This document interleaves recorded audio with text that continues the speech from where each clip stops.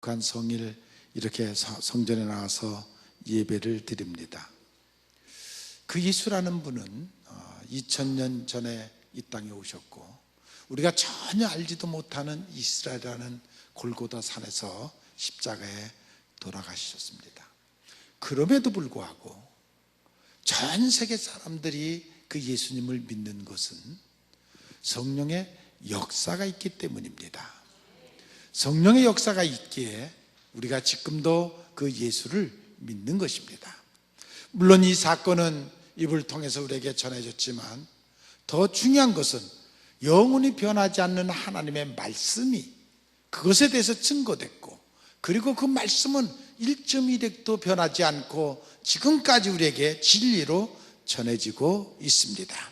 그래서 그 성령의 감동이 있기에 깨달음을 주시고 믿게 되고, 그래서 지금도 그 예수를 위하여 평생을 바치고 때로는 광야에서 때로는 굴 속에서 수도를 해가면서 오직 예수를 닮기를 위해서 살아가는 그런 분들도 있습니다.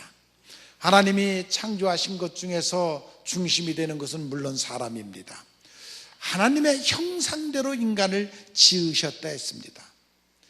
사람은 동물이나 식물과 다릅니다. 아무리 사람과 비슷한 동물이 있다고 해도 그것은 근원적으로 다릅니다. 왜 그러냐면 인간이 갖고 있는 특별한 것 두 가지가 있는데, 하나는 언어라는 것입니다.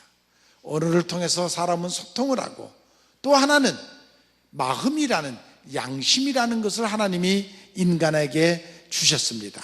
그래서 인간만이 하나님을 섬길 수 있고 하나님께 예배 드릴 수 있게 하셨습니다. 또 인간만이 내세를 바라보고 미래를 바라볼 수 있도록 하셨습니다. 인간만이 성령의 역사를 체험할 수 있도록 하셨습니다. 창세기 1장 26절에 보면 우리의 형상을 따라 우리의 모양대로 우리가 사람을 만들었다라고 기록하고 있습니다. 물론 그 사람을 만든 근원은 하나님의 영광을, 사람을 통해서 영광을 얻기 위해서 사람을 하나님의 형상대로 지으셨다고 했습니다. 그래서 인간만이 하나님의 뜻을 알 수 있도록 하신 것입니다. 그리고 사람이 사는 목적이 바로 하나님을 영화롭게 하기 위해서 우리가 사는 것입니다. 사람이 죽는 모습을 보면 육과 영이 분리되는 것입니다. 육과 영이 분리되면 그 순간 그것은 죽은 것입니다. 영혼이 떠난 사람은 사람이 아닙니다. 영혼이 떠난 것은 시체인 것입니다. 인간이 죽음이 바로 죄로부터 온 것인데, 보면 에덴 동산에서 인간이 범죄함으로 죄가 들어왔고 그 죄로 말미암아 인간은 죽게 되어 있고 죽으면 심판을 받도록 그렇게 성경은 말하고 있습니다. 그 심판은 바로 지옥과 천국으로 갈라지는 그러한 일인 것입니다. 이번 주간은 예수님이 이 땅에 오셔서 마지막 십자가를 지신 고난주간입니다. 왜 예수님은 이 땅에 오셨고 왜 십자가를 지셔야만 했는가, 그 비밀을 깨달는 여러분들이 되시기를 바랍니다. 오늘 읽어드린 본문의 말씀 보면 바로 이번 주간은 예수님께서 예루살렘에 입성하는 그런 주, 나귀를 타고 예수님이 그 예루살렘에 입성하는 그러한 날이기도 합니다. 지금도 이스라엘에 가면은 그 예수님이 나귀를 타고 예루살렘에 입성했던 그 코스를 나귀들이 거기서 기다리고 있다가 돈을 좀 주면은 그 사람을 태워가지고 예루살렘까지 입성을 시킵니다. 그 나귀는 우리나라 제주도의 조랑말보다도 적어요. 저는 타면은 발이 땅에 닿아요. 그리고 먼저 가서 탔었댔어요. 나귀를 타고 좀 가다 보니까 나귀가 너무 무거워해요. 그래서 불쌍해서 더 이상 탈 수가 없어서 내가 내려서 걸어가는 게 더 편안하겠다. 그래서 내려서 걸어간 적이 있는데, 근데 그 나귀가 아주 힘이 세요. 부부들 같이 오면 젊은 부부들도 둘을 같이 태워갖고 가는 그러한 모습을 볼 수가 있어요. 오늘은 예수님이 예루살렘에 입성할 때 있었던 그 사건에 대해서 우리가 좀 생각을 하려고 하는데, 이 말씀을 준비한 것은 예수님께서 예루살렘에 입성했던 것처럼 오늘 이번 주간을 통해서 그 예수님이 여러분들의 마음속에 입성하기를 바랍니다. 예수님이 여러분들의 마음속에 성령으로 입성하는 그러한 주간이 되기를 바랍니다. 예수님이 예루살렘에 입성할 때 여러 종류의 사람들이 따라다녔습니다. 물론 정치인, 장사하는 사람, 관원들, 또한 경제인들, 많은 군중들이 예수님을 따랐습니다. 여러 가지 이유가 있었습니다. 도대체 저 사람이 누구기에 이렇게 많은 무리가 따라다니면서 그 예루살렘에까지 입성을 하는가? 혹 또한 무슨 반란을 일으키기 위해서 이 많은 무리를 끌고 예루살렘에 입성하는가? 많은 사람들이 긴장을 했습니다. 지금 여러분들에게 여러 가지 많은 문제가 있을 수 있습니다. 그러나 그 여러분들의 심령 속에 예수님이 입성하기를 바랍니다. 그리하면 그 모든 문제가 해결될 줄로 믿습니다. 첫째, 예수님께서 예루살렘에 입성하는 데는 평화의 왕으로 예루살렘에 입성하는 것이었습니다. 기원전 예수님이 이 땅에 오시기 500년 전에 스가랴 선지자가 이미 얘기했듯이 그는 예수라는 분이 오는데, 메시아가 오는데 그는 평화의 왕으로 이 땅에 올 것이라고 예언했는데 바로 그분이 예수님이었고, 그 예수님은 바로 예루살렘에 입성하는 것은 그 예루살렘 성 안을 평화를 주시기 위해서 입성하는 것이었습니다. 여러분들 심령 속에 예수님을 주인으로 모시면 여러분들의 심령 속에 평화가 이루어질 줄로 믿습니다. 지금 여러분들의 마음의 주인이 누구입니까? 여기에 몸은 와 있어도 지금 여러분들의 마음을 움직이는, 생각을 움직이는 것이 무엇입니까? 아무튼 여러분들 마음속에 예수님을 마음의 주인으로 모시기를 바랍니다. 우리가 왜 갈등을 하고 불안하고 우리가 맨날 불평하고 살아가고 있습니까? 예수님이 내 마음의 주인이 아니기 때문입니다. 예수님이 여러분들의 마음의 주인이 되면 그 마음에 평화가 있을 줄로 믿습니다. 다윗도 말하기를 내가 사망의 음침한 골짜기를 다닐지라도 해를 두려워하지 않는 것은 주께서 나와 함께 하심이라. 그 주님이 여러분들과 함께 하시기를 바랍니다. 예수님이 우리 마음속에 입성하는 것은, 예루살렘에 입성하는 것은 그 성을 깨끗게 하기 위해서 입성하는 것입니다. 예수님이 예루살렘에 기도하러 가셨습니다. 그러니까 가보니까 그런데 그 성전이 완전히 장터와 같이 되어 있었습니다. 거기에는 양을 파는 자, 비둘기를 파는 자, 모든 사람들이 모여서 사고 팔고 소란스러웠고 완전히 장터와 같이 되어 있었습니다. 그래서 예수님께서 그들을 다 내어쫓으면서 강도의 자식들이라고 호통을 치고 내쫓는 그러한 모습을 볼 수가 있습니다. 타락한 종교의 모습을 보고 분노하시는 예수님을 볼 수가 있습니다. 아직도 우리들 마음속에 우상을 품고 사는 분은 안 계십니까? 이스라엘 민족들이 애굽에서 나올 때에 애굽에서 소중히 여겼던 그 우상들, 그것들을 갖고 가슴에 품고 나왔습니다. 결국 그들은 그것을 통해서 모아가지고 금송아지를 만들었고 우상을 만드는 그러한 모습을 볼 수가 있습니다.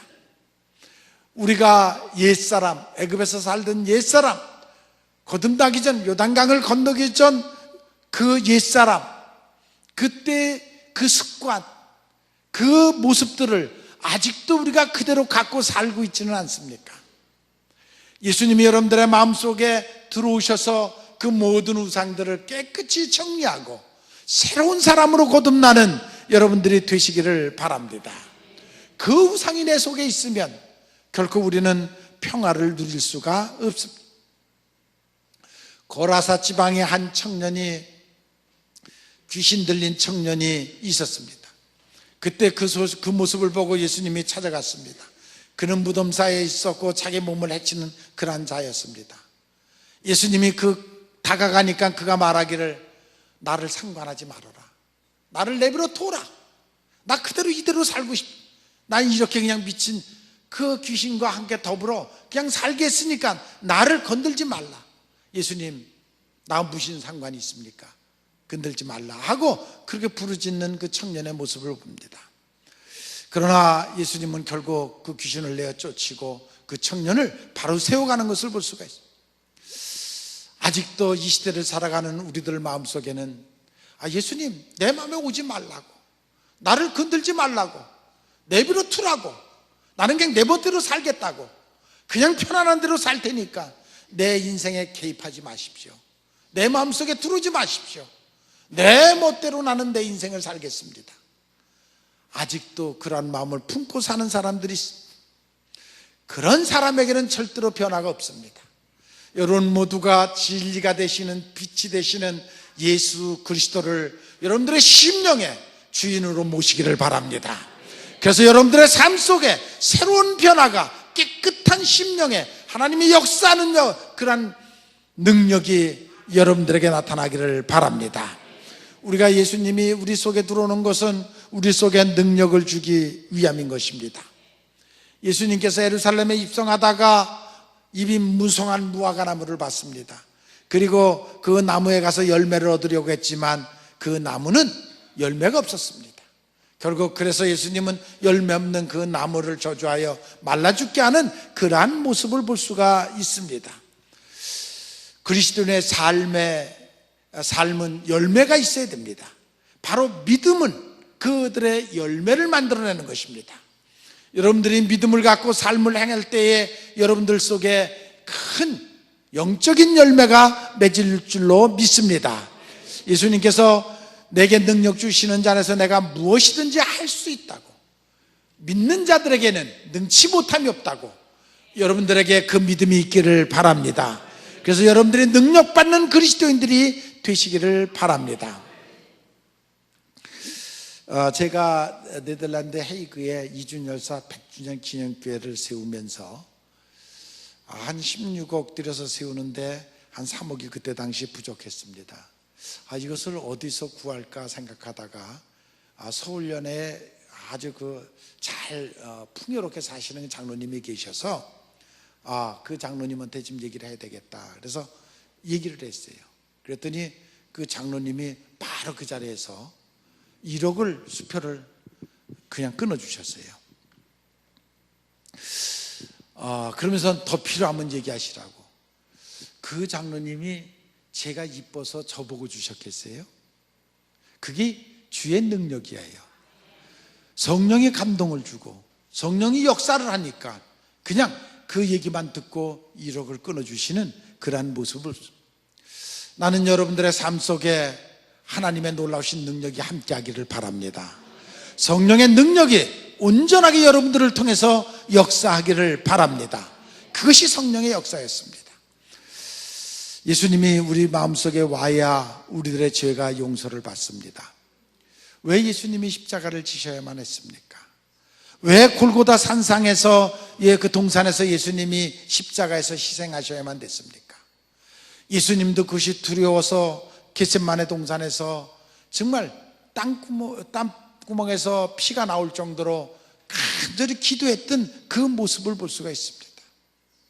그리고 할 수만 있으면 이 십자가를 건너가게 해달라고, 그리고 또한 그 제자들 보고 깨어서 나와 함께 기도해달라고 간절히 요청하는 그러한 모습을 볼 수가 있습니다. 이번 한 주간은 우리가 주님의 음성을 듣고 네가 오늘 나와 같이 이번 한 주간을 기도하자, 나를 위해서 기도해달라 하는 이 주의 음성을 여러분들이 들으시기를 바랍니다. 그래서 이번 주간 새벽 예배는 우리 전 교인이 모여서 새벽에 정말 주님의 십자가를 묵상하면서 십자가를 지시는 예수님을 바라보면서 우리가 한 마음 한 뜻으로 기도하는 여러분들이 되시기를 바랍니다. 십자가를 지는 일, 그것은 고통스러운 일이고 모욕적인 일이고 흉악한 형벌입니다. 왜 이 십자가의 고통을 예수님이 당하셔야 됐습니까? 그것은 우리의 죄 때문입니다. 우리의 허물 때문입니다. 그래서 예수님이 희생의 제물로 이 땅에 오셨고, 높고 높은 보좌에서 낮고 천한 이 땅에 오셔서 또 인간 중에서도 가장 힘든 십자가를 지는 형벌을 받으시고 십자가에서 운명하신 것은 바로 우리의 희생의 제물이 되기 위해서였습니다. 여러분과 나의 죄를 용서하시기 위해서 골고다 십자가에서 운명하신 것입니다.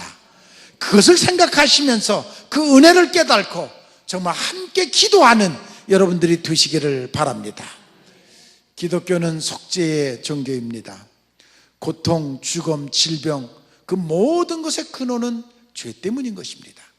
이 문제를 해결하기 위해서 예수님이 이 땅에 오셨고 그 십자가를 지신 것입니다. 많은 사람들이 정말 예수님이 내 죄 때문에 십자가를 지셨을까? 그것을 궁금해하는 사람들이 있습니다. 여러분, 인간의 죄를 용서하실 수 있는 분은 오직 예수님 한 분뿐입니다. 이 세상에 누구도 우리의 죄를 대신할 수 없습니다. 오직 예수님만이 우리의 죄를 대신해서 희생의 제물이 되신 것을 여러분들이 믿으시기를 바랍니다. 그래서 우리의 모든 죄를 깨끗게 하시는 분이 바로 주님이십니다.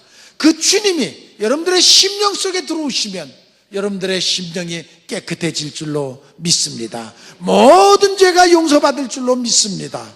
그래서 여러분들이 정말 그리스도 안에서 용서함을 받은 그리스도인으로 살아가는 여러분들이 되시기를 바랍니다. 우리는 그래서 갚을 수 없는 예수님의 은혜, 갚을 수 없는 예수님의 사랑을 받고 사는 사람들입니다. 이스라엘 사람들이 그때 당시 예수님 당시에 로마의 압제 속에 있었기 때문에 그들이 로마에다 세금을 내야 되는데 그 세금은 굉장히 막중했습니다. 땅에서 난 소득물은 10분의 1을 로마에 바쳐야 됐고, 장사를 해서 소득을 본 곳은 100분의 1을 그 로마에 바쳐야 됐고, 그 밖에도 도로세가 있었고 교량세가 있었고 항구세가 있었고 지방세가 있었고, 그리고 14세부터 65세까지는 일반세라고 해서 인세죠. 사람이기 때문에 내야 되는 그런 세금이 있었습니다. 너무 세금이 과중해 갖고 세금을 다 내지 못하는 사람들이 너무 많이 있어서 세금을 내지 못하면 빚쟁이가 되고 그 빚으로 말미암아 노예로 팔려가는 그러한 경우가 있었습니다. 그래서 예수님이 왔을 때에도 우리가 이 세금을 다 내야 됩니까? 하고 예수님 앞에 그 질문했던 그러한 일들이 있었습니다. 예수님이 사랑의 빚 외에는 지지 말라. 가이사의 것은 가이사에게, 하나님 것은 하나님께. 그러면서 말씀하셨던 것을 우리가 사랑의 빚 외에는 지지 말라 하는 것이었습니다. 의무를 다 하라. 의무를 다 하지 못하면 그는 자유를 박탈당하고 노예가 될 것이다 라고 하셨습니다. 세상에 중요한 것이 많이 있지만 사랑의 빚, 그 빚 외에는 다른 빚을 지지 말라고 하시는 것입니다. 사랑의 빚은 주기도 하고 받기도 하는 것입니다. 이것은 받으려고 주는 것은 그건 사랑의 빚이 아닙니다. 우리는 그저 베푸는 것입니다. 그것이 바로 사랑의 빚인 것입니다. 성경에 사랑의 빚은 져도 된다고 했습니다. 사랑은 받는 것도 주는 것도 아름다운 것입니다. 그래서 주고받는 그러한 것입니다. 꼭 받기 위해서 주는 것은 거래지 그것은 사랑이 아닌 것입니다. 예수님께서 남을 사랑하는 자는 그 율법을 다 이루는 자라 그랬습니다. 여러분들의 마음속에 사랑이 충만하면 율법이 필요치 않습니다. 사랑이 충만한 사람이 살인을 하겠습니까? 또 도둑질을 하겠습니까? 거짓 증거를 하겠습니까? 그렇진 않습니다. 그러니까 율법의 완성은 바로 사랑이라는 것입니다. 우리가 사랑이 부족하기 때문에 간음도 하고 살인도 하고 도둑질도 하고, 그래서 어거스틴이 그런 말을 했습니다. 하나님을 사랑하기만 하면 그 외에는 자유롭게 마음대로 살아라. 왜? 하나님 사랑, 그것이 있으면 그것은 완성이기 때문에 그런 사람이 잘못될 수가 없다는 것입니다. 그러므로 여러분들의 심령 속에 정말 하나님의 사랑을 품고 사는 여러분들이 되시기를 바랍니다. 그것이 바로 인생의 최고의 자유인 것입니다. 사랑의 빛을 우리는 주님으로부터 넘치도록 받았습니다. 갚을 수 없을 정도로 받았습니다. 그래서 우리가 그 하나님께 받은 사랑을 이웃에게 전하는 그런 사랑이 여러분들에게 있기를 바랍니다. 그 사랑은 원수까지도 사랑할 수 있는 그런 사랑인 것입니다. 그 사랑을 우리는 받고, 물론 우리가 이 세상에 살면서도 얼마나 많은 사랑을 받았습니까? 부모로부터 받은 사랑, 이웃으로부터 받은 사랑, 또한 나라로부터 받은 사랑, 또한 우리가 또 그 친구, 스승, 수없이 많은 사람들로부터 사랑을 받았지만, 그러나 가장 큰 사랑은 예수님의 십자가의 희생의 사랑입니다. 그거보다 더 큰 사랑은 없습니다. 그 사랑은 정말 아무리 갚을래야 갚을 수 없는 그러한 사랑인 것입니다. 구원받은 사랑에 감사하는 여러분들이 되시기를 바랍니다. 우리를 죄로부터 해방시켜 주셨고 죽음으로부터, 지옥으로부터 해방시켜 주신 하나님의 사랑을 깨닫고 감사하는 여러분들이 되시기를 바랍니다. 그래서 사랑의 열매를 맺는 여러분들이 되시기를 바랍니다. 주님께서 받은 그 사랑을 실천하는, 행동하는 그런 믿음이 여러분들에게 있기를 바랍니다. 어떤 성도님이 건강이 좀 안 좋아갖고 병원에 갔더니 암이라는 진단을 받았습니다. 그런 암이라는 진단을 받고 바로 병원에 가갖고 입원을 하고 수술을 해갖고 완치가 됐습니다.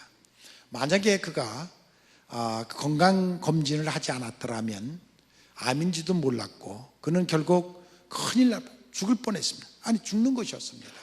그런데 검진을 하고 아는 바람에 치료를 받을 수가 있었습니다. 신앙생활도 가끔씩 가다 영혼의 건강검진을 여러분들이 스스로 해야 됩니다.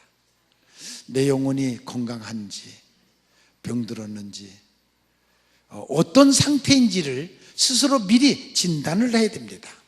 내 신앙이 어디가 병이 들었는지 살펴보아야겠고, 지금 건강하게 내가 지금 활동을 하고 있는지, 아니면 지금 전혀 활동하지 않고 죽어 있는지, 죽어가고 있는지, 스스로가 자기 영혼을 판단하는 여러분들이 되셔야 됩니다. 야고보서에 보면 성도들에게 믿음의 문제를 지적하면서 어떤 성도는 믿음이 있는 것 같은데 구원에 이르지 못하는 믿음이라고 그렇게 말하고 있습니다. 신앙에는 두 가지 신앙을 볼 수가 있는데, 어떤 사람은 신앙은 가지고만 있습니다. 알고만 있는 사람이 있습니다. 전혀 행동하지 않는 사람이 있습니다. 그러나 한 사람은 아는 대로 행동하는 신앙이 있습니다. 신앙을 가지고만 있는 사람들은 대부분이 오래는 믿었는데, 지식적으로는 모든 것을 다 아는데, 아니 체험도 했는데, 성경 공부도 했는데, 알아요. 모든 것은 알지만 그냥 아는 데 머물러 있어요. 전혀 행동과 연결이 되지를 않아요. 그런데 행동하는 신앙은 하나님의 말씀을 들으면 그것을 간직을 하고, 그리고 그것을 적응을 해요. 하나님이 내게 이 말씀을 주셨는데, 내가 또 이런 문제가 있는데 이 문제를 신앙으로 어떻게 풀어갈 것인가, 늘 그 문제를 놓고 기도하고 깨닫고, 그리고 바로 깨닫는 대로 실천하는 신앙, 그 신앙이 살아있는 신앙입니다. 현대인들에게 가장 무서운 것은 행동하지 않는 신앙입니다. 행동하지 않는 신앙, 그것은 마치 영적인 질병과 같습니다. 우리가 비만을 모든 질병의 원인이라고 말합니다. 영적인 가장 큰 비만은 행동하지 않는 것입니다. 행동하지 않는 신앙, 영적인 비만, 교만에 있고 영적으로 태만해 있고, 그것이 바로 병든 그러한 상태를 말하는 것입니다. 왜 하나님이 아브라함을 믿음의 조상으로 삼으셨습니까? 이삭을 번제로 드렸기 때문입니다. 오늘도 예수님께서 본문에 보니까 그 조랑말을 데리고 와라, 나귀를 갖고 와라. 제자들이 순종하고, 남의 낙이 묶여있는 말을 가서 끌려고 그러는데, 그 제자들이 가서 끌고 옵니다. 그 주인이 뭐라고 그러면 주가 쓰시겠다고 해라. 그냥 가서 주가 쓰시겠다고 하고 끌고 옵니다. 또 그 주인도 내 나귀를 왜 끌고 가냐? 주가 쓰시겠다고 한다. 그러니까 그대로 그걸 드리는 그러한 모습을 우리가 오늘 성경에서, 그들은 행동하는 믿음입니다. 어떻게 남의 거를 가서 끌고 옵니까? 주님이 어떻게 도적질을 시킵니까? 얼마든지 할 말이 많이 있죠. 그러나 그들은 그저 주님이 말씀하시면 행동하는 그러한 신앙, 그것을 볼 수가 있습니다. 우리가 왜 말씀대로 못 삽니까? 왜 말씀대로 순종하지 못합니까? 내 것을 내놓을 수 없기 때문입니다. 내가 소중히 여기는 것을 내놓을 수 없기 때문입니다. 성경의 요한복음 6장에 보면 오병이의 기적이 일어납니다. 어린아이가 갖고 있는 물고기 2마리와 보리떡 5개, 그것은 그의 양식입니다. 당장 먹어야 되는 양식입니다. 어린아이에게는 그거보다 더 귀중한 게 없습니다. 그것을 뺏기면 죽는다고 생각할 것입니다. 그러나 그것을 하나님 앞에 드릴 때 놀라운 기적의 역사가 일어났습니다. 주님께서 무조건 우리 걸 뺏어갑니까? 더 주시려고, 기적을 행하시려고 역사하시는 줄로 믿습니다. 우리가 예수님을 따르는 제자들입니다. 제자면 제자답게 결단이 있어야 됩니다. 놓을 것을 놓는 결단이 있어야 됩니다. 행동하면 행동하는 결단이 우리에게 있어야 되는 것입니다. 그것이 바로 제자의 삶인 것입니다. 그물을 버려두고 따르듯이, 예수님 말씀하면 순종하듯이, 바로 그러한 결단이 여러분들에게 있기를 바랍니다. 버릴 것은 옛 나쁜 습관, 하나님을 만나기 전에 있었던 성격, 그것을 버리고 결단하고 예수님을 따라야 됩니다. 우리가 십자가를 지라, 그리고 나를 따르라 하신 그 음성은 바로 그와 같은 말씀인 것입니다. 우리가 그런 것을 버리지 못한 채 그런 것을 짊어지고 구경꾼처럼 예수님을 따라서는 거기에 아무런 역사가 일어나지를 않습니다. 결단을 하고 버릴 것은 버리고 오직 예수님의 십자가를 짊어지고 그리고 예수님을 따르는 여러분들이 되시기를 바랍니다. 그것이 살아있는 신앙입니다. 그것이 역사하는 신앙인 것입니다. 야고보서에 보면 야고보는 내 믿음이 건강한지 스스로 시험해 보라고 하셨습니다. 행동하지 않는 신앙은 죽은 신앙. 그는 행동하는 신앙, 그 신앙을 우리에게 얘기하고 있습니다. 여러분들 스스로가 여러분들의 신앙이 건강한지, 지금 병들어 있는지 스스로 점검해야 됩니다. 성경은 수천 년 전에 기록되어 있는 말씀이고, 그러나 지금도 한자도 변함없이 그대로 우리는 그 말씀을 진리의 말씀으로 믿고 있습니다. 사람은 하나님의 형상대로 지음받았기에 지금도 마음을 통해서, 마음은 하나님과 우리와 영적 교제를 하는 안테나와 같은 것입니다. 그래서 하나님의 음성을 분별하고 하나님의 뜻을 분별하고 우리는 그 말씀대로 살아가고 있는 것입니다. 영혼이 떠나면 겉사람이 아무리 그대로 멀쩡하게 있어도 그건 시체에 불과한 것입니다. 오늘은 예수님께서 예루살렘에 입성하는 모습을 보았습니다. 예수님께서 예루살렘에 입성했듯이 이번 주간 통해서 그 성령이 여러분들의 심령 속에 임하시기를 바랍니다. 입주하시기를 바랍니다. 그래서 평화의 왕으로 오시는 주님, 내게 능력을 주시는 주님, 나의 마음을 깨끗게 하시는 주님, 나의 모든 죄를 씻어주시는 그 주님, 내게 있는 모든 문제를 해결해 주시는 그 주님, 어둠 속에 있는 내 마음을 빛으로 오시는 그 주님, 그 주님이 여러분들의 심령 속에 임하시기를 바랍니다. 그래서 영원히 여러분들과 함께 동행하는 그 예수님이 되시기를 바랍니다. 여러분들 심령 속에 지금 주님이 살아계십니까? 여러분들을 이끌어가고 계십니까? 늘 성령이 여러분들을 통해서 역사하고 있습니까? 문제가 있으면 성령과 함께 의논하여 그 문제를 해결해가는 그런 지혜가 여러분들에게, 그 믿음이 여러분들에게 있기를 바랍니다. 요즘 신앙의 가장 큰 문제는 행동하지 않는, 비만에 걸려있는 그러한 신앙입니다. 말씀을 먹기는 먹되 그저 그 말씀대로 살지 않고 행동하지 아니하고, 즉 순종하지 아니하고 그냥 알고만 있는 그 신앙은 안 됩니다. 그것은 죽은 신앙입니다. 아브라함이 행동함으로 믿음의 초상이 됐고 복의 근원이 됐습니다. 믿는다면서 행동하지 않는 그것은 안 됩니다. 오늘 이번 사순절을 통해서 여러분들이 계속 새벽 기도를 드리면서 그 십자가의 비밀, 그 깊은 비밀을 깨달으시고 구원의 진리를 깨달으시고 그 십자가를 스스로 짊어지고 주님과 동행하는 여러분들이 되시기를 주님의 이름으로 축원을 합니다. 언제나 우리를 사랑하시는 아버지 하나님, 은혜와 은총을 감사함을 드립니다. 우리 순환주일을 당하였습니다. 하나님, 이 순환주일에 주님 만나기를 원합니다. 주님과 동행하기를 원합니다. 예루살렘에 입성하셨듯이 우리의 심령 속에 오시옵소서. 마음의 문 열고 그 예수님을 받아들이게 하시고 내 마음의 주인으로, 왕으로 모시게 하옵소서.